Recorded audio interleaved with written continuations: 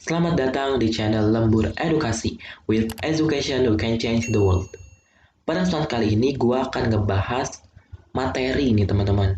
Materi sekaligus soal-soalnya nanti. Materi UTBK, SBMPTN khususnya untuk mata pelajaran geografi dan materi konsep dasar geografi itu sendiri. Oke, langsung aja kita ke materinya. Oke, nah untuk pembahasan kali ini gue akan ngebahas 3 poin. Oke, sebentar. Yang pertama itu ada pengertian geografi, paradigma geografi, objek kajian geografi ini teman-teman. Oke, langsung aja kita ke materinya. Oke, yang pertama kita masuk ke dalam pengertian geografi. Nah, sebenarnya materi ini tuh kadang-kadang keluar, jadi lebih ke pengertian menurut pendapat tokoh-tokohnya nih. Oke, langsung aja. Nah, apa sih sebenarnya geografi itu? Nah, jadi geografi ini berasal dari bahasa Yunani yaitu geo yang berarti bumi dan graphein yang berarti tulisan. Nah, jadi sehingga dapat digabungkan nih bahwa geografi itu menjadi tulisan bumi atau deskripsi bumi.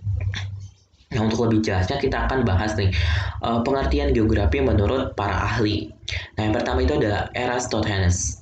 Geografik berarti penulisan atau penggambaran bumi.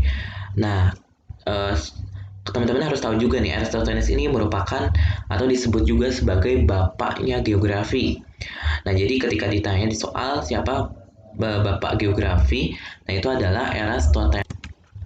Nah, yang kedua ada pendapat dari Claudius Ptolemaeus. Nah, beliau berpendapat bahwa geografi itu adalah penyajian permukaan bumi melalui peta. Ya, kemudian ada Bernardus Peranus. Geografi itu terbagi ada dua, ada geografi generalis sama spesialis. Generalis itu maksudnya adalah permukaan bumi secara fisik. Kalau spesialis itu berdasarkan permukaan bumi secara sosial, teman-teman. Kemudian yang ketiga itu ada James E. Preston yang mengatakan bahwa ilmu geografi itu adalah ilmu yang berhubungan dengan interrelasi atau hubungan manusia dengan habitatnya. Kemudian ada Ellsworth Huntington. Nah, beliau berpendapat bahwa geografi itu adalah studi tentang alam dan penyebarannya serta relasi antara alam dan manusia. Kemudian ada dari Hartshorne. Nah, geografi itu adalah ilmu mengenai tempat yang berhubungan dengan kualitas dan potensial daerah, ciri khas daerah yang dinyatakan dengan totalitas. Nah, menurut Bintarto, ilmu geografi itu adalah ilmu yang menceritakan, menjelaskan, menganalisis, dan berusaha mencari penerapan dari unsur bumi dalam ruang dan waktu. Kemudian yang terakhir itu ada menurut hasil Lokakarya 1988 Semarang. Nah, geografi itu adalah pengetahuan mengenai persamaan dan perbedaan gejala alam dan kehidupan di muka bumi serta interaksi manusia dengan lingkungannya dalam konteks keruangan dan kewilayahan. Nah, untuk Bapak Geografi Indonesia itu adalah ini, teman-teman, Bintarto. Oke. Kita next. Nah, di sini ada contoh soal. Oke, contoh soalnya, tokoh yang dikenal sebagai Bapak Geografi Indonesia sekaligus yang mendefinisikan bahwa geografi adalah ilmu yang menceritakan, menjelaskan, menganalisis, dan berusaha mencari penerapan dari unsur bumi dan ruang dan waktu. Nah, tadi kan kita udah bahas ya, udah. Nah, di sini jawabannya adalah C. Bintarto sebagai Bapak Geografi Indonesia. Oke, langsung saja kita ke yang B, ke paradigma geografi. Nah, ini cukup penting soalnya ini sering banget keluar di soal-soal UTBK SBMPTN, teman-teman. Nah, untuk paradigma geografi itu terbagi menjadi 3, ada physis determinis, physis posibilisme, sama voluntarisme. Nah, apa sih perbedaannya? Oke, yang pertama, paradigma physis determinisme. Nah, untuk paradigma determinisme ini menganggap bahwa semua kehidupan manusia itu dipengaruhi ya teman-teman dan bergantung pada lingkungan sekitarnya. Jadi dipengaruhi dan bergantung pada alam nih secara tidak langsung untuk physis determinisme. Nah, tokohnya itu ada Karl Ritter, karyanya Diane Korn, kemudian Friedrich Ratzel, antropogeografik, Ellsworth Huntington, iklim sangat berpengaruh kehidupan manusia. Ini tokoh-tokoh di balik paham physis determinisme. Yang kedua itu ada posibilisme. Nah, untuk paham physis posibilisme itu menganggap bahwa manusia mampu mengubah alam di sekitarnya agar sesuai dengan kebutuhan manusia. Nah, boy, di sini lebih ke manusia itu mampu nih mengubah alam di sekitarnya. Tokohnya itu di sini ada Paul Beda Lablache, karyanya Jean Redevy. Oke, yang terakhir itu ada voluntarisme, yang menganggap bahwa manusia secara bebas menguasai alam. Secara bebas menguasai alam berarti tidak ada batasan nih, menurut paham Pisces voluntarisme. Oke, nah di sini ada soal supaya teman-teman makin paham. Paradigma yang menyatakan bahwa manusia dipengaruhi dan bergantung pada alam sekitar dan manusia tidak berdaya mengubah alam sekitarnya. Nah, ini apa? Nah, ini sesuai dengan konsep dari paham determinisme nih teman-teman, bahwa manusia itu dipengaruhi dan bergantung pada alam. Oke, ini jawabannya benar ya.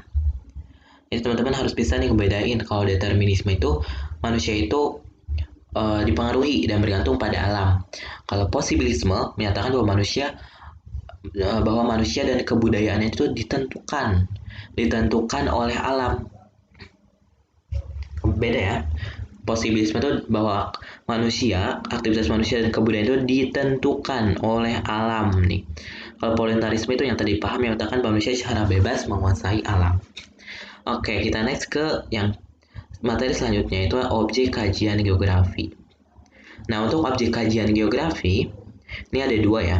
Untuk objek kajian geografi itu sendiri ada dua, ada objek material dan objek formal. Nah, pasti perbedaannya. Nah, kalau untuk objek material itu mengkaji isu suatu kajian geografi berupa fenomena geosfernya nih teman-teman. Kalau objek formalnya itu lebih ke cara penyelesaian masalah dari fenomena geosfer itu sendiri, pendekatannya. Nah, untuk objek material geografi itu meliputi litosfer, lapisan batuan, atmosfer, lapisan udara, hidrosfer, lapisan air di bumi, biosfer, dan antroposfer. Nah, atau kita singkat bisa dengan labah atau lahab. Ada litosfer, atmosfer, biosfer, antroposfer, sama hidrosfer. Litosfer lapisan batuan, atmosfer udara, hidrosfer air, biosfer makhluk hidup, hidrosfer, antroposfer yang terakhir itu adalah lapisan manusia atau kependudukan. Nah, kemudian yang kedua ada objek formal nih teman-teman. Itu ada berdasarkan pendekatannya nih, cara penyelesaian masalah. Ada 3, ada pendekatan keruangan atau spasial, kemudian ada kelingkungan atau ekologi, dan kewilayahan atau kompleksitas wilayah atau regional.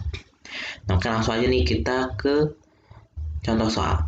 Segala fenomena alam yang berhubungan dengan cuaca dan iklim seperti hujan, suhu, tekanan, dan berbagai fenomena iklim global merupakan objek kajian geografi material yang disebut.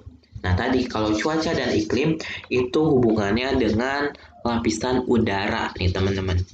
Berarti kalau lapisan udara itu jawabannya paling tepat adalah yang B, atmosfer. Nah, atmosfer sendiri itu meliputi hujan, cuaca, dan iklim di dalamnya. Oke. Kalau untuk biosfer itu lapisan makhluk hidup, flora fauna, hidrosfer lapisan air, antroposfer kependudukan, litosfer lapisan batuan. Nah, mungkin cukup sekian dulu ya untuk pembahasan materi kita. Yang part pertama nih teman-teman, untuk materi geografi khususnya konsep dasar geografi. Nah, jika ada teman-teman yang masih bingung dan masih kurang paham, bisa langsung aja tanya di kolom komentar. Nah, insya Allah nanti akan aku jawab. Oke, jangan lupa juga untuk like, comment, share, dan subscribe. Dan jangan lupa juga untuk nyalakan lonceng notifikasinya supaya nggak ketinggalan nih teman-teman. Oke, see you next time. Wassalamualaikum warahmatullahi wabarakatuh.